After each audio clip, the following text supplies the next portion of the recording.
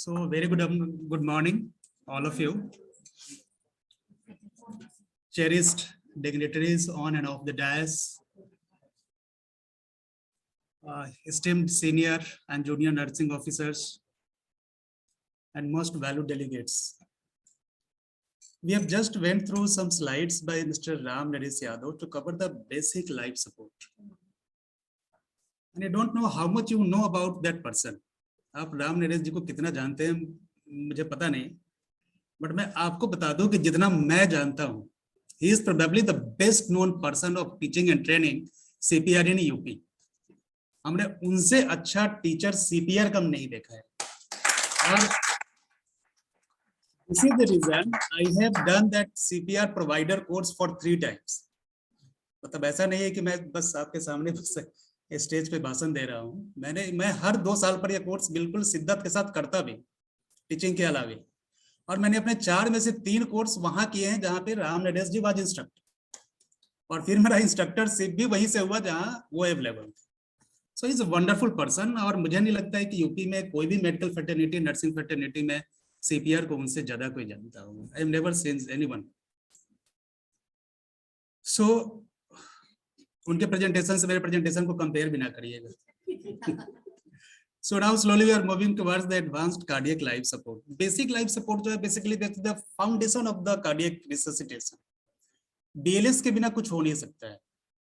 But ACLS has got its own importance. Because आप अगर बहुत अच्छा BLS कर भी रहे हो, अगर ACLS का कंपोनेंट नहीं आ पाता है, तो फिर आपका पेशेंट रिसस्टेट नहीं हो पाएगा, ROSC अचीव नहीं हो पाएगा.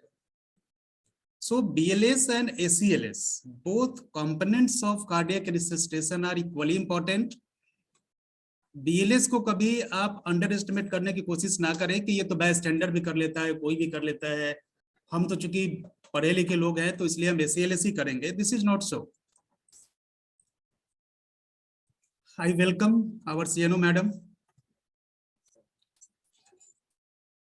So ACLS is a more sophisticated and advanced treatment that builds on the fundamentals of basic life support. The primary difference between ACLS and BCLS is that ACLS requires more advanced knowledge and expertise than BLS to perform correctly. So definitely ACLS is an advanced kind of thing. So we need more knowledge, more expertise to perform it. It includes certain drugs, airway adjuncts, and manual defibrillator for ACLS. And the team is more organized and more integrated. So if you look at the difference between BLS and ACLS, this is not that we do not maintain the patency of airway while doing BLS, but we do it with basic maneuvers. These basic maneuvers are head tilt, chin lift, or jaw thrust. Although these are called basic maneuvers, but this proficiency is not easy to achieve. These are difficult things. Those who are working in emergency on critical care day in and day out, they may find it easy to perform, but this is not that this is very easy skill to learn. Although it saves a lot of life. So we need to practice and develop our proficiency for head tilt, chin lift, and jaw thrust maneuver. If we move to ACLS from BLS, we use certain adjuncts which requires further skills like putting an oropharyngeal airway, nasopharyngeal airway, laryngeal mask airway, or putting an endotracheal tube inside the trachea. So these are the component of ACLS which is over and above the airway patency maneuvers of BLS. So we also ventilate our patients in BLS. The ratio is 30:2, just explained by Mr. Ram Naresh ji. That we give 30 compressions and 2 breaths, 30:2, 30:2, 5 sets makes 1 cycle. And in ACLS, what we do, we usually do bag and mask ventilation, which is more complete, more perfect, more correct. And if there is a definitive airway in place, like laryngeal mask airway or endotracheal tube, this bag mask ventilation accurately delivers the tidal volume, the required tidal volume, the required breath, with a rate that is not coordinated with chest compressions. One definitive airway is in place. Compression अपने rate से चलते रहता है 100 to 120 per minute, and जो breath है वो अपने rate से चलते रहता है 1 breath every 6 seconds. We also use certain drugs during ACLS like adrenaline, amiodarone. Basic life support teaches us about use of automated external defibrillator, AED. Whereas in SELS, we use manual defibrillator. You will wonder that how an automated device can be basic and a manual device can be advanced. Because our manual gear cars are rated inferior to the automatic transmission cars. So anything that is automatic must be by virtue of it named, it should be advanced. But this is not in the case of CPR. AED, although the name is automated external defibrillator, but this is inferior to manual defibrillator. You know why? Because it has limited number of functions. It has same set of rules.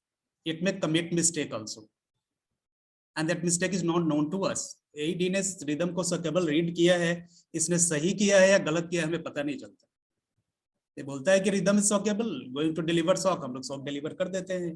तो although it is automated, so it is useful for the lay bystanders. जिनको ज्यादा पता नहीं है medical science के बारे में उनके लिए ज्यादा अच्छा है ये. But this is not that, this is an advanced gadget. Advanced gadget is actually manual defibrillator. It has many functions. One more difference is there between BLS and SELS. In BLS is only we have few number of resuscitators. जैसे किसी ने देखा किसी को cardiac arrest होते हुए, उसने तुरंत ही रिसस्टेशन शुरू कर दिया. हो सकता है कि वो उस समय अकेले ही हो. थोड़ी देर बाद हो सकता है कि उसे 2 जना मिल जाए, थोड़ी देर बाद उसे 3 जना मिल सकते हैं. लेकिन जब ACLS हम लोग शुरू करते हैं तो minimum we should have 3 people and the team completes by addition of more 3 people. So minimum 6 people are required. One is for management of airway, other is for compression, third is for defibrillation, fourth is timer and record keeping, fifth is for intravenous or intraosseous access and delivery of drugs, and sixth is the team leader. There is one more concept of role, that is CPR coach. तो जो defibrillator होता है वही CPR coach भी होता है, क्योंकि उसका काम तो every 2 minutes ही होता है, तो बाकी 2 मिनट वो बैठा ही रहता है. तो वो CPR कोच मतलब वो कमेंट्री करते रहता है कंप्रेसर को, वेंटिलेटर को, कि आप लोग अपना काम ठीक से करिए, नहीं कर रहे हैं.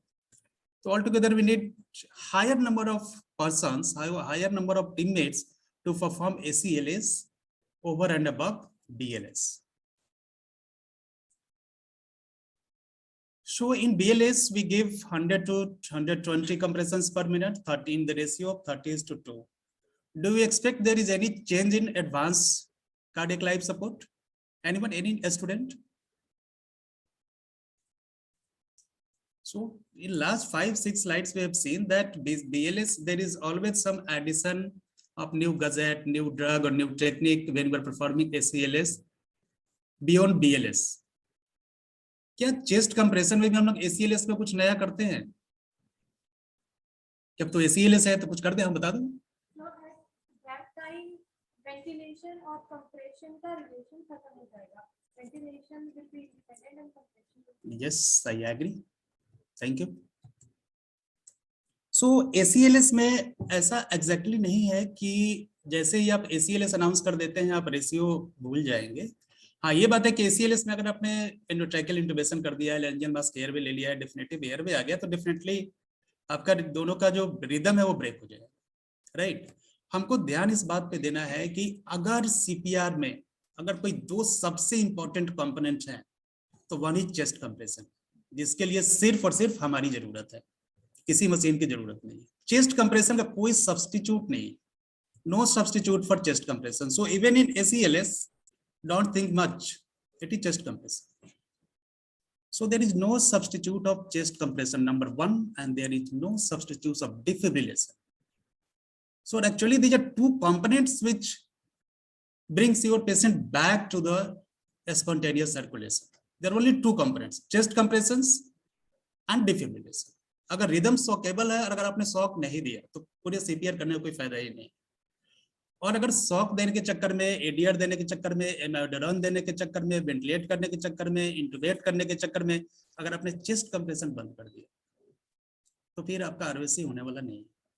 इसलिए mister Ram Reddy ji must have emphasised high quality CPR, high quality chest compressions. What is high quality chest compressions? That is rate 100 to 120 per minute. There is depth 2 to 2.4 inches. In centimeter, it is 5 to 6 inches. And there is minimal interruptions in compressions. Minimal interruptions. Intubate करने के लिए, switch role करने के लिए, किसी भी काम के लिए 10 सेकंड से ज्यादा का इंटरप्शन नहीं करना है. Because once you lose chest compression, you are going to lose your patient. Definitely. So this is adult cardiac arrest algorithm. As soon as you detect or recognize a victim of cardiac arrest, you will start CPR as explained by my esteemed co-faculty in previous lecture. We start giving oxygen, we attach monitor or defibrillator, and after 2 minutes of chest compressions and ventilation, we go for checking rhythm. If rhythm is shockable, we give shock. If rhythm is non-shockable, we continue chest compression for 1 more cycle. Thereafter, we again assess rhythm. If the rhythm is shockable, we give shock. If the rhythm is non-shockable, we continue chest compressions, and other team members begin with IV or IO access and administration of medications. So first medication given in adult cardiac arrest is epinephrine, that is adrenaline. It is 1 mg. And we repeat it after every 3 to 5 minutes. So in every alternate cycle, you can remember, we need to give adrenaline during CPR. जैसे 2 cycle के बाद हमने shock दिया, उसके बाद हमने उसका adrenaline दे दिया, फिर शॉक, फिर एड्रेनालिन. तो एक साइकिल का जो 2 मिनट का होता है cycle, so every alternate cycle में हमें एड्रेनालिन देना है. चौथी साइकिल करने के बाद भी अगर हमारा पेशेंट शॉकेबल है, शॉक दे रहे हैं, रिफ्रैक्टरी बीपीएफ हो रहा है, आ नहीं रहा है, हम लोग उसमें एमाइडोरॉन यूज करते हैं. The first dose of amiodarone is 300 milligram. और जैसे हम लोग एड्रेनालिन एवरी अल्टरनेट साइकिल दे रहे थे, वैसे ही एमाइडोरॉन भी एवरी अल्टरनेट साइकिल जाए. तो हम लोग इस तरह से भी याद कर सकते हैं कि 2 साइकिल के बाद फर्स्ट शॉक, तीसरे साइकिल के बाद शॉक एंड एड्रेनालिन, चौथे साइकिल के बाद शॉक एंड एमाइडोरॉन, 5वें साइकिल के बाद शॉक एंड एड्रेनालिन, 6ठे साइकिल के बाद shock and amiodarone. So shock plus ADR, shock plus amiodarone, shock plus ADR, shock plus amiodarone. ऐसे करके एडल्ट कार्डियक अरेस्ट का एल्गोरिथम रन करता रहता है. और ये कब तक हम लोग करते रहते हैं?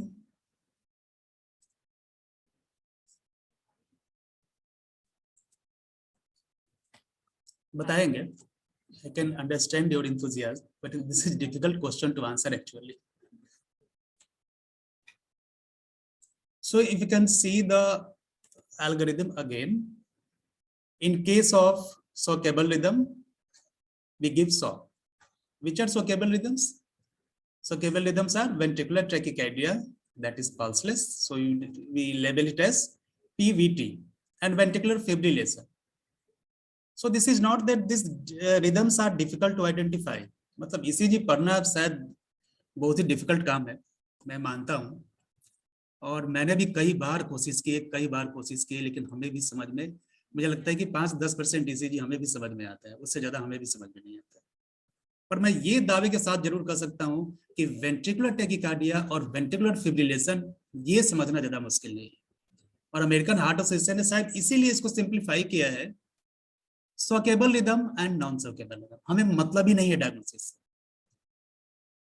If there is a victim of cardiac arrest and monitor is attached, and we are seeing that the rhythm is something that is not organized, it looks like VF, or it is VT without pulse, PVT. So these two rhythm are definitely shockable rhythm. और American heart association की कोशिश है कि इस 2 rhythm को पहचाने, और अगर ये है तो इसको झटका दे, मतलब शॉक इसको दीजिए.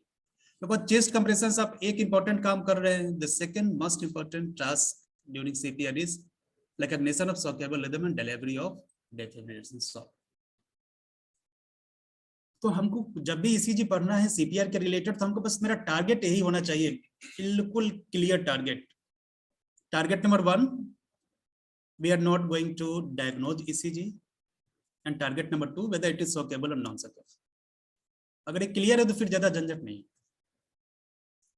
तो अगर हम देखते हैं सीपीआर में कि रिदम सॉकेबल है तो हम लोग शॉक देते हैं, फिर सीपीआर करते हैं 2 मिनट तक, फिर देखते हैं रिदम सॉकेबल है, फिर शॉक देते हैं। अब हम लोग 2 शॉक दे चुके हैं और पेशेंट अगर रिवर्ट नहीं हो रहा है तो मतलब कि थोड़ा रिफ्रैक्टरी वीटीवीएफ चल रहा है, हम लोग को कुछ आईवी मेडिकेशंस देने होंगे। IV medications are only two: epinephrine, that is adrenaline, and amiodarone, that as explained earlier slide. In case of asystole, where there is no rhythm on the monitor, कोई भी rhythm नहीं, isoelectric line ऐसे flat line जा रहा है, although flat line is not flat line always, I will explain. और there is pulseless electrical activity, मतलब कुछ rhythm तो दिख रहा है जरूर मॉनिटर पे पर कोई पल्स नहीं। और कार्डियक अरेस्ट को हम लोग रिकॉग्नाइज कैसे करते हैं? Any student? कार्डियक अरेस्ट को हम कैसे कैसे कहते हैं कि इस विक्टिम का कार्डियक अरेस्ट हो गया है? बोलो बोलो।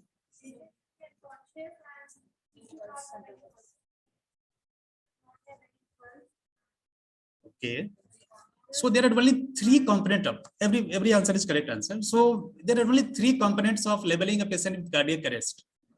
One is unresponsive, ठीक है, उनका जवाब नहीं आया तो मतलब कि वो अनरिस्पॉन्सिव है। There is no pulse, pulse means carotid pulse, and there is no respiration. क्योंकि कभी कभी ऐसा होता है, पार्टिकुलरली जब नए इंटर्न होते हैं, नर्सिंग इंटर्न या मेडिकल इंटर्न होते हैं, तो जैसे ही देखता है फ्लैट लाइन, अचानक सा पेशेंट का चेस्ट कंप्रेशन शुरू कर देता है। मतलब अगर मैं सच सच बताऊं तो एक केस में हम लोगों ने प्रोग्नोस्टिकेशन शुरू कर दिया था। There was a patient of ARDS on ventilator in our ICU at Patna, and there was flat line. तो उसको हम लोग पिछले 3 दिन से कह ही रहे थे कि अभी नहीं बचेंगे, अब तो इनमें कुछ बचा नहीं है। तो जैसे ही हम लोग फ्लैट लाइन देखे, एक हमारा कॉलीग जो है वो CPR शुरू कर दिया, और दूसरा जो हमारा है वो अपना प्रोग्नोस्टिकेशन शुरू कर दिया कि अब तो नहीं रहे, मतलब हम लोग दुखी हैं, सब शुरू हो गया। उसके बाद किसी सीनियर नर्सिंग स्टाफ जो होते हैं आसपास में घूमते रहते हैं, उनको लगा हुआ कि सब कुछ गड़बड़ कर रहे हैं, उसने आके ECG अटैच कर दिया। जब ECG अटैच कर दिया तो फिर वैसे ही था जैसे 1 घंटे पहले मामला चल रहा था। तो जो नए इंटर्न है, मतलब सीनियर लोगों से गलती नहीं होती, मतलब अब मेरे से अगर बोलोगे at the age of 42 I will not commit this mistake, but this is not that I have not committed this mistake when I used to be intern. हमने फर्स्ट ईयर PG में कांड किया है, मतलब जान जाते जाते बची थी, पेशेंट की नहीं, हमारी। तो flat line is not cardiac arrest, mind it. तुम पीछे वाले, flat line is not cardiac arrest, right ना? कार्डियक अरेस्ट के लिए 3 चीज चाहिए हमें: unresponsive, no pulse and no respiration, then it is cardiac arrest. तो हम लोग जब कार्डियक अरेस्ट के विक्टिम को देख रहे हैं, मॉनिटर अटैच कर रहे हैं, and we do not find any organized rhythm on the monitor, also there is no VT or VF socable rhythm, तो ऐसा लगता है कि ये कार्डियक अरेस्ट जो है दूसरे लिम्ब वाले में है, जो उस साइड वाला लिम्ब है, ये एसिस्टली है या फिर पल्सलेस इलेक्ट्रिकल एक्टिविटी है। Pulseless electrical activity means pulse नहीं है पर कुछ इलेक्ट्रिकल एक्टिविटी है, वो इलेक्ट्रिकल एक्टिविटी ऑर्गेनाइज्ड है, मतलब देखने में ठीक लग रहा है वो, है ना? वो हो सकता है कि हम लोग कंफ्यूज करें कि साइनस ब्रेडिकार्डिया है। उस कंडीशन में हमारे पास 3 ही उपाय है: रिस्पॉन्सिवनेस, पल्स एंड रेस्पिरेशन। अगर तीनों का जवाब ना है तो फिर कार्डियक अरेस्ट है, फिर आप चेस्ट कंप्रेशन शुरू कर दीजिए। 2-2 मिनट पे हम लोग रिदम चेक करते जाते हैं, अगर देखते हैं कि VTVF है, सॉकेबल रिदम है, तो वो लेफ्ट हैंड साइड के लिम्ब में आ जाता है, अगर नॉन सॉकेबल है तो राइट साइड में चलते रहता है। एसिस्टली और PE में मेडिकेशन क्या है हमारे पास? We have epinephrine, adrenaline. किसका मैनेजमेंट ज्यादा इजी है, VTVF का या एसिस्टली और PEA का? इसलिए बड़ा सिंपल है, chest compression area, chest compression 2-2 minute में रोल बदलते जाओ और एड्रेनालिन देते जाओ, it is that simple as this. बस पेशेंट के लिए कौन सा अच्छा है? पेशेंट के लिए VTVF अच्छा है, बिकॉज सॉकेबल रिदम है, अगर शॉक मिल जाता है तो वो रिवर्ट हो जाएगा। और पल्सलेस इलेक्ट्रिकल एक्टिविटी और एसिस्टली को रिवर्ट करना जो है, ROC अचीव करना जो है थोड़ा डिफिकल्ट है। सो CPR करते समय हम लोग को ये बात देखना, हमने पूछा था ना कि कब तक CPR करते रहेंगे। तो CPR हो सकता है कि आपको महीनों तक करना पड़े, अगर आप ये 5H और 5T नहीं देखते हैं। अब जब तक ताकत रहेगी आप CPR करते रहोगे, नए इंटर्न तो और ज्यादा देर करते हैं, और जो बुजुर्ग होते हैं हमारी तरह वो एक पहले साइकिल में ही बोल देते हैं कि भाई है क्योंकि वी आर एप्रीहेंसिव दैट कि कभी कोई स्टाफ या कोई JR SR ना बोल दे कि सर अब आपकी बारी है, अब आप चेस्ट कंप्रेशन शुरू करिए, तो सर कितनी देर चेस्ट कंप्रेशन कर पाएंगे। तो जब हम लोग CPR करते हैं, शॉक देते हैं, मेडिकेशंस देते हैं, तो हमारा जो टीम लीडर है, अब टीम लीडर कोई ऐसा डेजिग्नेटेड बंदा नहीं है जो इसके पास फलानी फलानी डिग्री है वो टीम लीडर है। Any of the 6 member can be a team leader. और टीम लीडर के लिए चाहिए क्या, क्या चाहिए? हाँ बोलो बोलो। उससे पहले पेशेंट के पास पहुंचा जिसने पता किया कि कार्डियक अरेस्ट है। हाँ सही बात है, और उसके पास कुछ नॉलेज भी होनी चाहिए, है ना, तो उनके जैसा बनना पड़ेगा, तो टीम लीडर बन जाओगे कट से, है ना। मतलब हाँ, मतलब ऐसा भी नहीं है कि कोई टीम लीडर बन जाए कि भाई हम पहले से आए हैं तो हम चेस्ट कंप्रेशन करेंगे नहीं। ऐसे भी जो पहले आता है वो चेस्ट कंप्रेशन पे लगता है, बिकॉज सबसे इंपॉर्टेंट कंपोनेंट क्या है, यू कैन सिट डाउन, बैठ जाओ बैठ जाओ, सबसे इंपॉर्टेंट इज चेस्ट कंप्रेशन, तो उसको तो छोड़ नहीं सकते हो। 5H 5T हमको याद करने की जरूरत है। मोबाइल बज रहा है क्या? अच्छा वहाँ प्रोग्राम हो रहा है।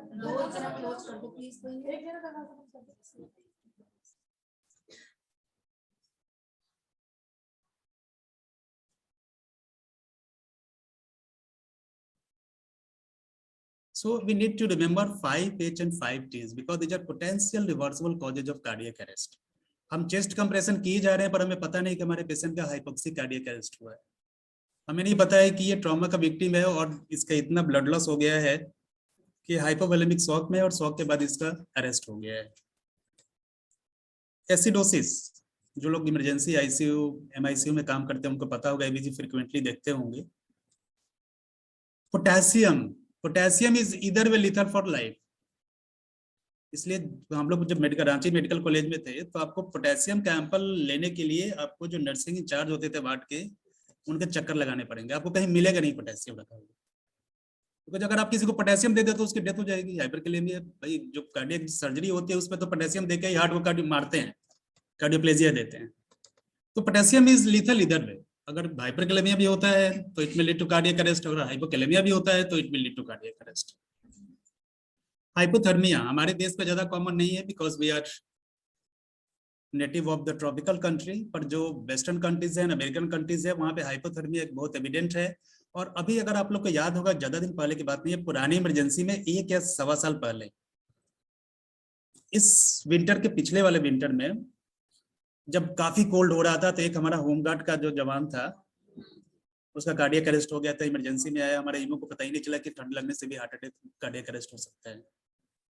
तो यही केस था हाइपोथर्मिया। तो hypothermia is very lethal actually. अगर हम टी की बात करें तो ये जो टी वाले कंपोनेंट है ये सब थोड़े सोफिस्टिकेटेड है, मतलब एच वाले कंपोनेंट अगर आप देखोगे तो आपको समझ में आने वाले हैं। जैसा हिपोक्सिया आपको समझ में आता है, इट इज ऑक्सीजन डेफिशिएंसी, तो आप ऑक्सीजन लगा सकते हो। हाइपोवोलेमिया भी हम लोग को समझ में आता है, हम लोग उसको फ्लूइड दे सकते हैं। हाइड्रोजन एंड एसिडोसिस जो है, जो थोड़ा सा भी काम करता है, थोड़ा सा भी इंटरेस्ट रखता है इवन एट इंटरनल लेवल, तो हम लोग पीएच देखते हैं, उन्हें पता चल जाता है कि एसिडोसिस है। पोटेशियम का तो लेवल पता ही रहता है, इट इज 3.5 to 5.5 मिलीग्राम पर लीटर, तो उसका लेवल कम होना है ज्यादा होना पता चल जाता है। हाइपोथर्मिया भी है, टेम्परेचर ले सकते हो, पता चल जाएगा कि हाइपोथर्मिया हो रहा है। पर अगर टी वाले कंपोनेंट अगर आप देखते हो तो ये थोड़े से डिफिकल्ट कंपोनेंट है। जैसे टेंशन निमोथोरेक्स, टेंशन निमोथोरेक्स का मतलब है कि जो प्लूरल कैविटी है उसमें हवा भर गया। हवा को रहना कहाँ चाहिए था? Inside lungs. है हवा कहाँ? लंग के बाहर, एक क्लोज चेस्ट में, तो लंग को कोलैप्स कर रहा है। कार्डियक टेम्पोनेट सिमिलर सिचुएशन है, हार्ट के ऊपर का जो कैविटी है, पेरिकार्डियल कैविटी, वहां पे ब्लड जमा हो गया है या फ्लूइड जमा हो गया है जो हार्ट को कंप्रेस कर रहा है, हार्ट को फिल नहीं होने दे रहा है। Coronary thrombosis, that is acute myocardial infarction. Pulmonary thrombosis, PE, pulmonary thrombosis, पता नहीं मतलब आप लोग इन टर्म लोग कितने समझते होंगे। हम ईमानदारी से अगर बात कहें तो हमें समझने में कम से कम 15 साल लगे हैं पल्मोनरी थ्रोम्बोएम्बोलिज्म। हमें बस पल्मोनरी थ्रोम्बोएम्बोलिज्म के बारे में एक ही बात पता था कि अगर किसी पेशेंट की डेथ हो जाती है ऑल ऑफ सडन, और अगर हम बता नहीं पाते हैं कि क्यों डेथ हुई है, तो हमको बस ये बोलता है कि पल्मोनरी थ्रोम्बोएम्बोलिज्म हो गया। क्योंकि ये बोलने के बाद कोई ज्यादा क्वेश्चन नहीं कर पाएगा, और हमारे यहाँ ऑटोप्सी होता नहीं है, तो डेथ के बाद पोस्टमार्टम सीटी स्कैन होता नहीं है, तो उसमें हम लोग बच सकते हैं।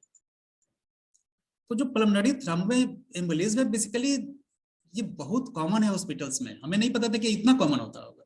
हम लोग तो ये समझते थे कि बस डेथ सर्टिफिकेट में लिख देना है, बस काम खत्म हो गया। देखो जो डीप वेन थ्रोम्बोसिस है, पैरों में जो क्लॉट बन जाते हैं, they are very common in our hospitalized patients, we can not move their limbs.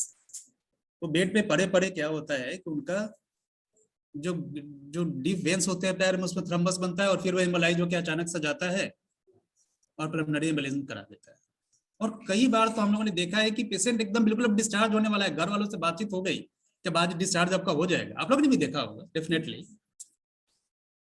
और फिजियोथेरापिस्ट को हमने बुलाया कि भाई देखो अम्मा जा रही है, जरा इनका फिजियोथेरापी कर दो। उसने थोड़ा बैठा उठा दिया, लिम्ब ऐसे ऐसे खींच दिए, उसी समय क्लॉट डिसलॉज हो गया एंड पल्मोनरी एम्बोलिज्म हो गया। और पेशेंट की मतलब जो पेशेंट बिल्कुल अब जाने वाला था, डिस्चार्ज समरी टाइप हो गई है, उसका डेथ समरी टाइप करना पड़ जाता है। तो मेरे कहने का मतलब है कि टी वाले कंपोनेंट जो है ना थोड़े इंपॉर्टेंट है। जब भी आप सीपीआर पढ़ रहे हो तो टी वाले कंपोनेंट को जरा ध्यान से रखना है, इनको रिकॉग्नाइज करना भी जरूरी है। टेंशन निमोथोरेक्स को रिकॉग्नाइज करना जरूरी है। हाइपोक्सिया तो पल्स ऑक्सीमीटर बता देगा कि इनको हाइपोक्सिया हो रहा था पिछले 6 घंटे से, 2 घंटे से, 3 घंटे से। हाइपोवोलेमिया, एसिडोसिस, हाइपोएपिकेलेमिया, हाइपोथर्मिया, ये सब पकड़ने बिल्कुल डिफिकल्ट नहीं है, बट टी वाले कंपोनेंट पकड़ने बहुत ही डिफिकल्ट है। टेंशन निमोथोरेक्स को परकस करके, ऑस्कल्टेट करके, अल्ट्रासाउंड करके, उसके बाद भी डेफिनेटली कहना कि इस पेशेंट को टेंशन निमोथोरेक्स से डिफिकल्ट है एट माई लेवल। कार्डियक टेम्पनेट थोड़ा आजकल इको मशीन आ गई है तो उससे थोड़ा पकड़ में आ जाता है जल्दी, अदरवाइज ये भी डिफिकल्ट था। और acute MI, acute pulmonary embolism, तो ये सब तो डिफिकल्ट है ही। फिफ्थ चीज टॉक्सिन्स। अब बताओ हम लोग में से किसका एक्सपीरियंस टॉक्सिन का है? ऐसा तो नहीं कि हमारे यहाँ रोज रोज पॉइजनिंग के पेशेंट आते रहते हैं और हम लोग वेल भस जाए कि अच्छा ये पॉइजनिंग है, ये ऐसे सिम्टम हो रहा होगा तो ये टॉक्सिन का हो गया है। तो टी वाले कंपोनेंट को थोड़ा सा ध्यान से पढ़ने की जरूरत होती है। अब अगर हम बात करें कि एसीएलएस में जो हम बताए थे कि एयरवे है, ब्रीदिंग है, इसको हम लोग थोड़ा एडवांस्ड फॉर्म में करते हैं। तो मेरा ख्याल है कि आज मॉर्निंग में एयरवे का क्लास हुआ होगा, शायद हुआ था ना, तो इसको ज्यादा हम खींचना नहीं चाहेंगे। पर ये बात हमको ध्यान देना है कि किसी भी एयरवे एडजंक्ट को यूज करने से पहले जो बेसिक मैनुवर्स हैं, जिसमें oropharyngeal suction, head tilt, chin lift, jaw thrust, oropharyngeal airway, nasopharyngeal airway, even supraglottic devices, these are very easy to use actually, and it rapidly establishes the patency of airway. So we should never hesitate to perform these procedures, or we should not wait for high-pay things like tracheal intubation, laryngoscopy, buzi and everything, because the simple maneuvers is going to establish the patency of your airway and patient can easily take breath. And if patient is unable to take breath, you can give it through the positive pressure ventilation, because अगर airway patent नहीं है तो आपके back दबाने से तो हवा जाएगा नहीं। एड्रेनालिन, एड्रेनालिन का एम्पल जो है, हमें लगता है कि अगर कोई 6 मीटर के डिस्टेंस से भी देख ले तो शायद पकड़ में आ जाता है कि एड्रेनालिन है, जो लोग यूज किए हैं। और जो लोग यूज नहीं किए उनको क्या होता है, उनको 10 मिनट लग जाते हैं एड्रेनालिन खोजने में कि एड्रेनालिन कहाँ पे रखा हुआ है, ये है वो है, फिर नाम पढ़ते हैं। ये अलग बात है कि कम एज के लोगों के आंख अच्छे होते हैं, इसलिए वो लोग छोटा छोटा भी लिखा रहता है, पढ़ लेते हैं। इसलिए बड़ी एज वाले जो है वो मोबाइल देख के वो ऐसे ऐसे करके एम्पल देख के पहचान जाते हैं। एक एम्पल जो है 1 ml का होता है और उसमें 1 mg एड्रेनालिन होता है। डोज जैसा कि हमने बताया सीपीआर में एवरी 3 to 5 मिनट्स है। एवरेज निकालने के लिए आप 4 मिनट्स रख लो। एक साइकिल, कार्डियक साइकिल कितने का होता है? 2 मिनट्स का होता है, तो 4 मिनट पे देना है, तो मतलब एवरी अल्टरनेट साइकिल हम लोग को एड्रेनालिन देना है, जो डिस्कस्ड इन प्रीवियस स्लाइड। और ये वो मेडिकेशन है जो एसिस्टेली हो या वीटीवीएफ वाला हो, दोनों में यूज होता है, कॉमन है। दूसरा हमारे पास एमेडोरॉन है, जो कार्डेरॉन के नाम से ज्यादा आता है। हमने पहले कार्डेरॉन सीखा, फिर एमेडोरॉन सीखा। इसकी पैकिंग आती है 150 mg 1 एम्पूल में। First dose is 300 mg and second dose is 150 mg।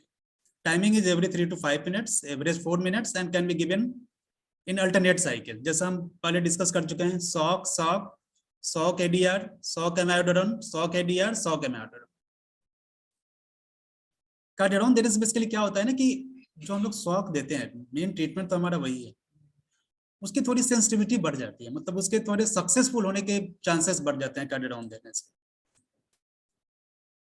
Other is lignocaine, Xylocard. हम लोग को कंफ्यूज नहीं करना है उस मेडिकेशन से जो हम लोग लोकल एनेस्थेसिया में यूज करते हैं, because that contains a preservative methyl paraben.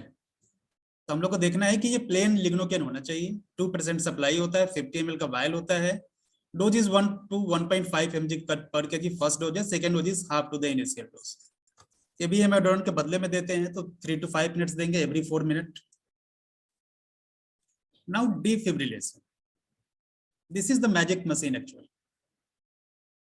अभी हमारे इमरजेंसी में 10 से 12 दिन पहले एक पेशेंट का ड्यूरिंग राउंड पता नहीं क्या उसका बात कर रहा था, बात करते करते उसका कार्डियक अरेस्ट। लेकिन चूंकि वो इमरजेंसी में था, थोड़ा उसके अटैच हो गए मॉनिटर से, दिख रहा है कि इसको वीटी हो रहा था।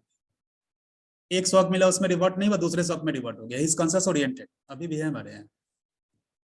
Basically this is miracle machine. अगर शॉकेबल रिदम है और अगर आपने दे दिया है तो it will revert, likely to revert rhythm. अगर कोई 5HT 5H या 5T वाले कंपोनेंट में पेशेंट अगर नहीं फंसा हुआ है, अब किसी का अगर एसिडोसिस हो रहा हो, हाइपरकैलेमिया हो रहा हो, तो शॉक कितना देर काम करे? फिर आपको 5H 5T तो काम करने ही करने हैं। इसमें हम लोग देख रहे हैं कि जो स्टेप्स होते हैं 1 2 3 और उनके कलर कोडिंग होते हैं। 1 से हम लोग ऑन करते हैं, 2 से सिलेक्ट एनर्जी करते हैं, 3 से चार्ज करते हैं, फिर एक बटन होता है शॉक का जिसपे एक सिंबल भी शॉक टाइप का बना रहता है, जिससे हम लोग शॉक कर देते हैं। अब क्या है कि जो डिफिब्रिलेटर है, ये मशीन तो सारे वार्ड सारे ओटी हर जगह पे रखा रहता है, पर इसको थोड़ा यूज करने में लोग हेजिटेट करते हैं, even if the rhythm is shockable. तो हम लोग को थोड़ा ये देखना है कि आजकल तो यूट्यूब अवेलेबल है, हम लोग every 10 days 12 days 15 days shockable rhythm को देख सकते हैं एक बार आंखों से 2 मिनट के लिए, कि अगर कहीं मिल जाए तो हम पहचान लें और शॉक को कॉन्फिडेंटली डिलीवर कर सके। पर्टिकुलरली शॉक को वो लोग डिलीवर कभी नहीं करते हैं जो रिससिटेशन में रेगुलर नहीं रहते हैं, जैसे ओटी, इमरजेंसी, आईसीयू, कार्डियोलॉजी, ये लोग तो हमेशा शॉक देते रहते हैं, तो दे देते हैं। इसके अलावा अगर आप देखो बाहर के हॉस्पिटल्स में या अपने हॉस्पिटल के डिफरेंट वार्ड्स में, तो they are very very hesitant to use this defibrillator. उनको लगता है कि पता नहीं इसके यूज करने से हो क्या जाए।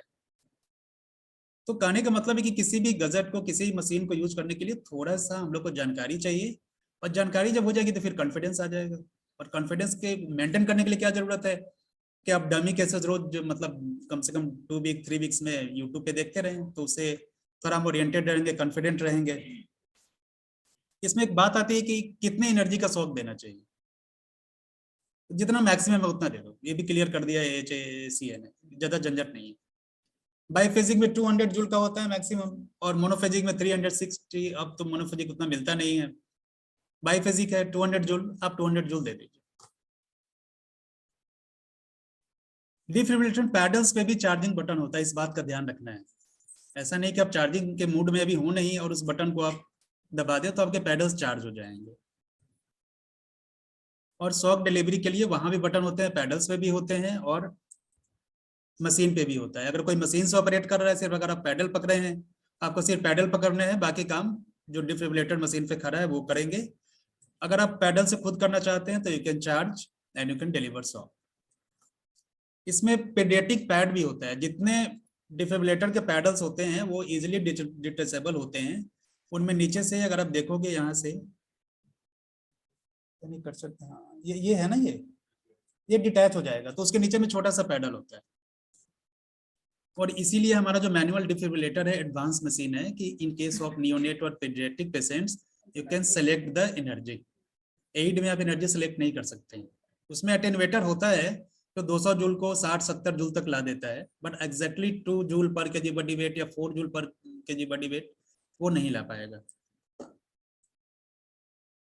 अब बात है कि टर्मिनेशन ऑफ रिससिटेशन कब किया जाए। अरेस्ट नॉट विटनेस्ड, मतलब कब अरेस्ट हुआ है हमें पता नहीं है। No bystander CPR, arrest हुआ था पर कोई सीपीआर इनिशियल दिया नहीं है। No return of spontaneous circulation before transport, आपको हॉस्पिटल में आने से पहले कोई ROSC हुआ नहीं था। And no shock was delivered before transport, hospital में आने से पहले कोई शॉक डिलीवरी उसकी नहीं हुई थी। अगर सारे क्राइटेरिया प्रेजेंट हैं तो you can terminate the resuscitation. अगर चारों में से कोई भी अगर नेगेटिव है तो आपको CPR कंटिन्यू करना है। अगर नहीं इनिशिएट हुआ है तो इनिशिएट करना है, अगर इनिशिएटेड है तो कंटिन्यू करना है। प्रेगनेंसी में ACLS में या BLS में थोड़ा सा ध्यान रखने का बात होता है कि हम लोग जो IV कैनुला लगाते हैं वो कोशिश करते हैं कि डायफ्राम के अबव लगाएं, बिकॉज जो हम लोग नीचे अगर पैर वैर में लगा देते हैं तो इंफीरियर वेना कैवा के कंप्रेशन से हो सकता है कि हमारे मेडिकेशंस पहुंच ही ना पाए सेंट्रल सर्कुलेशन में। और दूसरा जो ध्यान देने का बात है कि we provide continuous lateral uterine displacement, ताकि इंफीरियर वेना कैवा जो वेनस रिटर्न के लिए रिस्पॉन्सिबल है, मेजर वेसल है, उसका कंप्रेशन थोड़ा हट जाए। तो ये 2 कंपोनेंट याद रखने हैं इसमें। So key points are ACLS begins with a high quality BLS. आप ACLS को कभी ना समझे कि अचानक सा आप मशीन गैजेट्स और एयर एडजंक्ट्स लेके आ जाएंगे और ACLS हो जाएगा, वैसा कुछ भी नहीं होने वाला। कार्डियक अरेस्ट का रिकॉग्निशन उसी 3 चीज से होंगे, unresponsiveness, no pulse means no carotid pulse, no breathing, और इनिशिएशन उसका बेसिक लाइफ सपोर्ट से ही शुरू होगा, जिसका मोस्ट इंपॉर्टेंट कंपोनेंट क्या है, high quality CPU, high quality chest compressions. Timing, sequences and accuracy of interventions are key to ROSC। जो टाइमिंग है, 2 साइकिल देने हैं, डिफिब कब करना है, सीक्वेंस कैसे देने हैं, मेडिकेशंस का सीक्वेंस क्या, ज्यादा डिफिकल्ट नहीं है, बट उस सीक्वेंस को मेंटेन करना है, एक्यूरेसी को मेंटेन करना है। Defibrillation is very very important component of ACLS, we must be knowing till now. After ROSC continue same intensity for search of the reversible causes of cardiac arrest. और जब एक बार ROSC हो जाता है, usually क्या होता है, ICU में जो वेंटिलेटेड पेशेंट होते हैं उनका ROSC पहली बार हो जाता है, और जैसे ही पहली बार होता है समोसा का ऑर्डर भी साथ में ही हो जाता है। We do not make any delay, चाय समोसा भाई जाए, और तब तक जब चाय समोसा आता है, क्यों सर, उसके बाद क्या होता है कि दूसरा अरेस्ट हो जाता है, जब तक सैनिटाइजर लगाओ तब तक फिर जाके कूदना पड़ता है। तो ये बात देखना है कि 5H 5T और other possible causes of cardiac arrest, उसको रूल आउट करना है, ट्रीट करना है, और तब समोसे का ऑर्डर होना चाहिए। Post cardiac arrest care is more important for long term outcome of ACLS। तो पोस्ट कार्डियक अरेस्ट का एक लेक्चर भी है, ये बहुत इंपॉर्टेंट। अदरवाइज क्या होता है कि हम लोग ROSC तो कर लेते हैं, पर फिर उसके बाद पेशेंट लूज कर लेते हैं। फर्दर रीडिंग के लिए it is suggested that ACC AHA का जो सर्टिफाइड कोर्सेस है BLS के ACLS के, उस कोर्स को करने चाहिए, सब लोग को 2-2 साल पर करने चाहिए। और जो गाइडलाइंस अवेलेबल हैं, उस गाइडलाइंस को 2020 के गाइडलाइंस अवेलेबल है वेबसाइट पे, उसको पढ़ने चाहिए। क्विज के लिए हमने ऐसे ही कुछ क्वेश्चन बना दिए थे। During CPR how many breaths are given per minute to an intubated victim?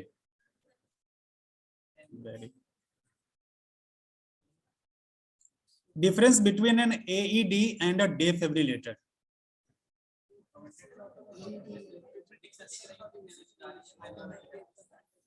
मतलब अब आप भी बताएंगे? प्रभु, हमने आपसे सीखा। Closed loop communication is desired as a critical component of effective team dynamics. Yes or no?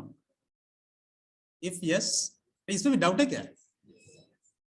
The answer is yes. But question ये है कि क्लोज लूप कम्युनिकेशन का मतलब क्या होता है? क्लोज लूप कम्युनिकेशन का मतलब ये है कि अगर हमने कहा कि इनको एड्रेनलिन दे दीजिए 1 mg, मतलब देने के बाद हमें बता दीजिए कि एड्रेनलिन मिल गया है। अदरवाइज क्या होता है, यूजुअल जो हम लोग का काम करने का स्टाइल होता है, हमने उनको कहा दिया था, अब उनसे पूछो हमने उनको कहा दिया था, तो क्लोज लूप कम्युनिकेशन नहीं है। Name few advanced Airways. अगर हम इससे बात करते हैं तो सुप्राग्लोटिक एयरवेज जो हैं, जैसे कोबरा LMA है, या एम्बू LMA है, आइजेल है, एंडोट्रैकियल ट्यूब है। Name drugs with doses used during ACLS। हमें याद रखना है adrenaline 1 mg, amiodarone 300 mg first dose and 150 mg second dose. Thank you very much.